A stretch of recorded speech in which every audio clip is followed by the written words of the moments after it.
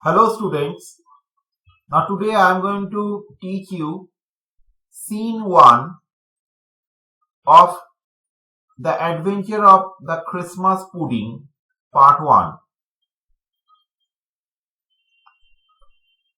This particular scene takes place in Poirot's drawing room. Who is Poirot? Poirot is a detective. Okay. Hercule Poirot, the famous Belgian detective, is a small man with a fantastic mustache. Mustache means, in Hindi we call it as mooch, in Bengali we call it as goof. He is talking to Mr. Jesmond, a distinguished English diplomat. Who is a diplomat? A official representative of a country. Okay, a very respectable post. Beside Mr. Jesmond, a well-dressed young man is sitting with an expression of utmost misery. That means that an other man who has come to meet Poirot, besides Mr. Jesmond, is in a very anxious state of mind. Okay, something is going on in his mind that is troubling him. Okay, so Mr. Jesmond is saying, "A good old Christmas, English Christmas, Monsieur Poirot." Monsieur means Mr. Poirot. "In the depths of the countryside, logs cracking, an open fire, Christmas tree, and the crackers, and of course the traditional Christmas pudding." So Jesmond is saying to the detective, Mr. Poirot, that you can enjoy the good English Christmas if you travel to the countryside. The log fire is cracking, means while it is burning, it is making a crackling sound. The Christmas tree, well decorated Christmas tree, the crackers, and of course the traditional Christmas pudding you can taste. But Poirot is not interested. "Oh, no, in the winter I do not leave London except perhaps for Egypt." Okay, going to the countryside of London, and that too in Christmas, is something I don't like. But I like going to Egypt. But Mr. Jesmond says, "But Mr. Poirot, the future of His Highness, and indeed of his entire country, rests in your hand." That means something very fishy, something very troublesome is going to happen to the king if Monsieur Poirot doesn't take that particular case in his hands. The entire fate of the country rests in the hands of Poirot. Let me put you in the picture. His Highness has recently become engaged, and on the occasion of their marriage, she is to be given a precious ruby, centuries old, known as the Heart of Fire. So, the king has recently become engaged, and the king was going to present to his wife a very, very expensive and valuable ruby, centuries old. And the name of the ruby is Heart of Fire. Poirot is saying, "I believe I have heard of it." Yes, I have heard of that ruby. It's very costly.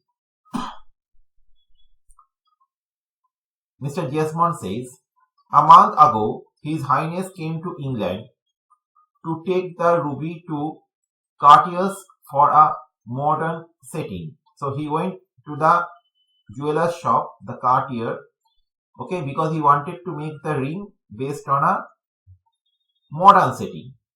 Unfortunately, at a party, he happened to meet a rather attractive young lady, and he was indiscreet enough to tell her about the legendary ruby. And by mistake, His Highness the King told the young lady whom he met at the party all about the famous ruby.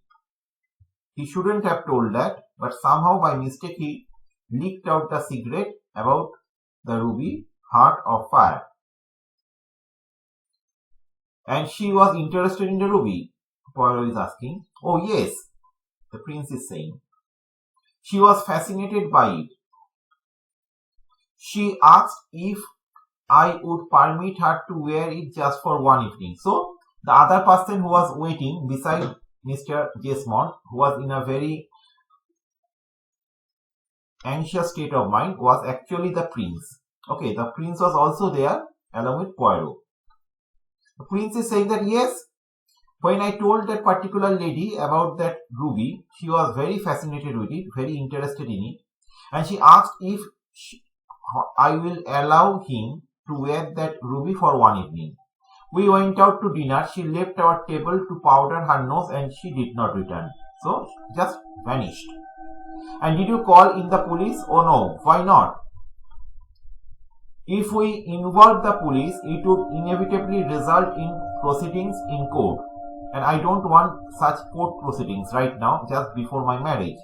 Because if I go to the court, then my would-be wife would suspect me. She might tell me that why did I actually give that ruby to an unknown woman whom I had met at the party? Okay. मेरे ऊपर शक करने वाली है मेरे would-be wife. So it will be not clever enough to go to the court. That's why I have come to you for help. Poirot is saying, His Highness has my heartfelt sympathy, but what has all to do with my spending Christmas in a draughty old manor house? Draughty old manor house means very cold and uncomfortable old village house. Okay. So why do I have to spend the Christmas in the village of England, in an unknown village of England, and that too in that cold weather? Okay, and that too in an old manor house, which is very cold and damp. Now Mr. Jesmond says the actual thing. Oh, there will be no drops at King's Lackey, I assure you. In the house of King's Lackey, there will be no problem in getting anything. So whatever you will want, you will get supplied. Okay, you will find it very comfortable. It's a manor house. That doesn't mean that you will face problem in things that you need. Everything will be supplied to you. Okay, so whose house it was? The manor house? King's Lackey. They have central heating and radiators in every bedroom. You may even find the house too warm. So, you will not find any problem with the cold. Poirot is saying, no, that is most unlikely, but I still do not understand why am I to go there. How is the case related to that house? Now Mr. Jesmond is saying, well, you see, Monsieur Poirot, when the young lady was in His Highness's apartment, he just happened to overhear. Okay, the prince actually overheard the lady saying something. Now the prince is saying, she thought I had gone out and I heard her say on the telephone the words, King's Lackey, December 21. So these are the words that I overheard from the lady talking to the telephone. She thought that I was not there in the room, but somehow I overheard these words. That's why I suspect that maybe she might be found there at the house of the lackeys on December 21. Now this is also pronounced as Lacy. You may also call it as King's Lacy. Okay. Now Poirot is saying, and was she giving someone this information or was she being instructed to go there? So, क्या वो किसी को information दे रही थी इस King's Lacy के बारे में और या फिर someone was giving her the instruction to go there? The prince is saying, I don't know. Poirot is saying, it is not very much to go on. I may have nothing to do with the theft of the ruby at all. Okay, no, I can go there, but I might find that particular place nothing to do with the theft of the ruby. It can happen. Now, Mr. Jesmond is saying, but there is something more.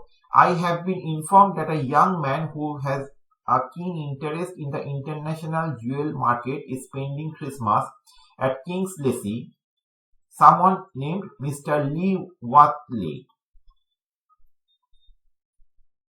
So this particular person is going to spend the Christmas at the house of King's Lacey. Okay, I have collected this information. So maybe that lady is also going to come to that house during that Christmas time, and this person and that lady are going to meet together and they are going to sell that expensive ruby at a very high price. It might happen. And what is the name of this young lady? I didn't learn her name.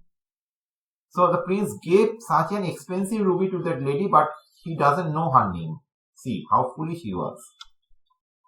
The Poirot is saying, do you have a photograph? I am afraid not, but she has blonde hair and is about 4 inches shorter than me. So the only two information are she has blonde hair and she is about 4 inches shorter than the prince. Mr. Jesmond is saying, please say you will go to King's Lacey, Monsieur Poirot. But how am I to explain my presence there? But why will they allow me to stay there at their house? Why? Because they don't know me. Mr. Jesmond is saying, oh, that can be managed very easily. I have arranged for a mutual friend, Edwina Morecombe, to tell the Laceys that the celebrated detective Hercule Poirot wishes to savor the joys of an old-fashioned English Christmas. They will be delighted to welcome you. Oh, I can easily arrange your stay there because I have a mutual friend, Edwina Morecombe, okay, who are acquainted with the Laceys, okay, and she will tell the Laceys that the famous detective Hercule Poirot wants to spend the Christmas in an old-fashioned